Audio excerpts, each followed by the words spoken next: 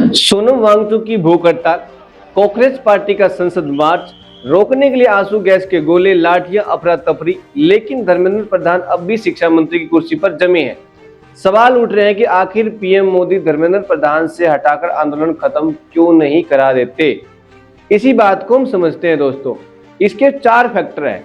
Factor number 1, दबाव में सरकार झुकी, ये नैरेटिव बनने का खतरा। सरकार ये नैरेटिव नहीं बनने देना चाहती कि दबाव में झुक गई है। यूपीए सरकार को इसकी बड़ी कीमत चुकानी पड़ी थी। मोदी सरकार उसी से सबक ले रही है। सीनियर जर्नलिस्ट नीरजा चौधरी बताती है कि यूपीए के दौर में अशोक चौहान से शुरू हुआ इस्तीफे का दौर कई मंत्रियों को ले डूबा।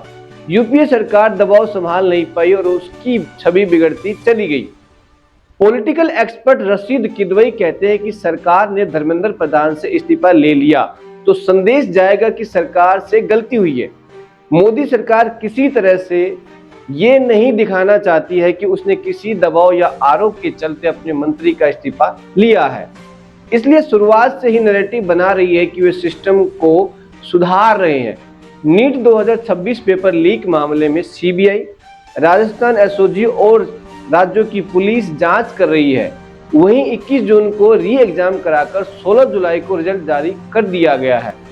एनटीए को दुरुस्त करने के लिए सरकार ने 2 ज्वाइंट सेक्रेटरी अनुजा बापट और रुचिरा विज, 2 नए ज्वाइंट डायरेक्टर आकाश जैन और आदित्य राजेंद्र भोजगड़िया को एजेंसी में भेजा है। फैक्टर नंबर 2, मोदी सरकार में इस्तीफे न होने की अघोषित नीति। 2015 में विदेश मंत्री सुषमा स्वराज और राजस्थान की सीएम वसुंधरा राजे पर आरोप लगे हैं कि दोनों ने लंदन में रह रहे भगोड़े नरेंद्र मोदी की वहां से पुर्तगाल जाने में मदद की। सुषमा और वसुंधरा के इस्तीफे की मांग होने लगी। तब 24 जून 2015 को केंद्रीय गृह मंत्री राजनाथ सिंह ने एक बयान दिया, नहीं नहीं नहीं, इसमें मंत्रियों के त्यागपत्र नहीं होते भैया, यूपीए सरकार नहीं है, ये एनडीए सरकार है। राजनाथ का यही बयान बीजेपी सरकार का अघोषित नियम बना हुआ है। इसके बाद भी कई मंत्रियों के इस्तीफे की मांग हुई, लेकिन इन्हें तब नहीं हटाया गया। जैसे 4 किसानों को गाड़ी से कुचलने का बेटे पर आरोप लगने के कारण गृह मंत्री अजय मिश्रा टैनी, जेएनयू विवाद और रोहित वेमुला आत्महत्या के मामले के चलते मानव संसाधन विकास मंत्री स्मृति ईरानी। पॉलिटिकल एनालिस्ट रशीद किदवई बताते हैं कि मोदी सरकार में किसी मंत्री के इस्तीफा न देने का इतिहास रहा है।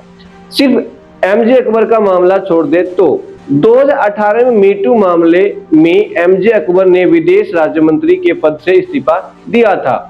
नवंबर 2021 में भी विपक्ष ने गड़बड़ी, भ्रष्टाचार जैसे आरोपों का सामना कर रहे बीजेपी नेताओं के इस्तीफे की मांग की, वरना संसद नहीं चलने देने की धमकी दी। तब भी मोदी सरकार ने विपक्ष को संदेश भिजवा दिया कि ऐसा कुछ नहीं होगा। फैक्टर नंबर 3, संघ संगठन और सरकार में प्रधान की मजबूत पेट। धर्मेंद्र प्रधान बीजेपी के गद्दावर नेता और अटल बिहारी वाजपेयी सरकार में मंत्री रहे देवेंद्र प्रधान के बेटे हैं।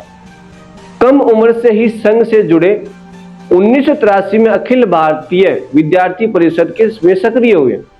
1998 में बीजेपी से जुड़े, 2000 में पहला चुनाव जीतकर विधायक बने। 2004 से केंद्र की राजनीति में एक्टिव हुए और संसद पहुंचे। मई 2014 में मोदी सरकार के पहले कार्यकाल से ही प्रधान कैबिनेट में है, यानी संघ, संगठन और सरकार तीनों में ही प्रधान की स्थिति मजबूत है। मई 2016 में पीएम मोदी ने गरीब महिलाओं को मुफ्त एलपीजी कनेक्शन देने के लिए फ्लैगशिप स्कीम प्रधानमंत्री उज्ज्वला योजना लॉन्च की। इसकी पूरी जिम्मेदारी पेट्रोलियम एवं प्राकृतिक गैस मंत्रालय के पास थी। तब इसके मंत्री थे धर्मेंद्र प्रधान। प्रधान की छवि मीडिया और बेतुकी बातों से दूर बेहद गंभीर और लो प्रोफाइल लीडर की है। यही खासियतें उन्हें बीजेपी आला कमान का और करीबी बना देती है। प्रधान ने संगठन में भी काम किया और नतीजे भी दिए। उन्होंने उत्तराखंड 2017, कर्नाटक 2018, उत्तर प्रदेश 2022 और बिहार 2025 जैसे विधानसभा चुनाव में अहम जिम्मेदारी संभाली। 2017 में ओडिशा में प्रधान ने ही राज्य में पंचायत और बूथ लेवल पर संगठन खड़ा किया, जिसका रोल 2024 में बीजेपी की जीत में काफी अहम है। फैक्टर 4, प्रोटेस्ट में दम नहीं, जल ठंडा पड़ जाएगा। मोदी सरकार ये मानकर चल रही थी कि बीजेपी का प्रोटेस्ट देशव्यापी नहीं है, ये कुछ दिन चलकर शांत हो जाएगा। मोदी सरकार को जब तक राजनीतिक तौर पर कोई नुकसान होते नहीं दिखता, वह किसी प्रोटेस्ट के आगे नहीं झुकते हैं।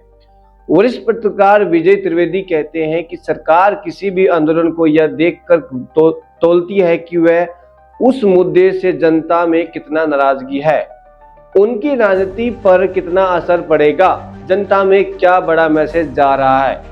इस आंदोलन के बीच सरकार ने नीट की परीक्षा भी करवा ली, रिजल्ट भी दे दिया।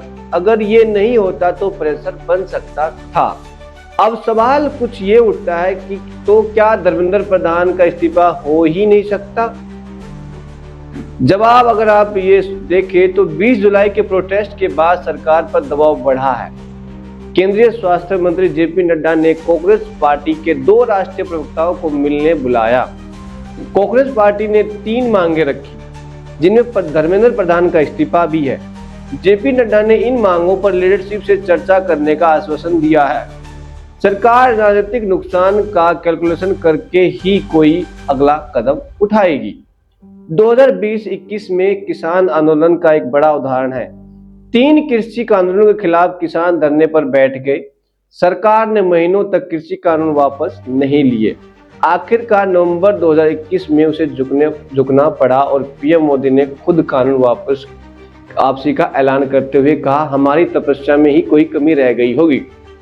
चर्चा है कि केंद्रीय मंत्रिमंडल और बीजेपी के संगठन में बदलाव होने वाला है। सरकार के सामने 2 विकल्प हैं। धर्मेंद्र प्रधान को सरकार से संगठन की ओर शिफ्ट किया जाए, शिक्षा मंत्रालय के बजाय किसी अन्य मंत्रालय का जिम्मा दिया जाए। ऐसा पहले भी हो चुका है। नवंबर 2014 में सुरेश प्रभु को केंद्रीय रेल मंत्री बनाया गया। उनके कार्यकाल में कई रेल हादसे हुए, जिनको लेकर विपक्ष ने उनके इस्तीफे की मांग की।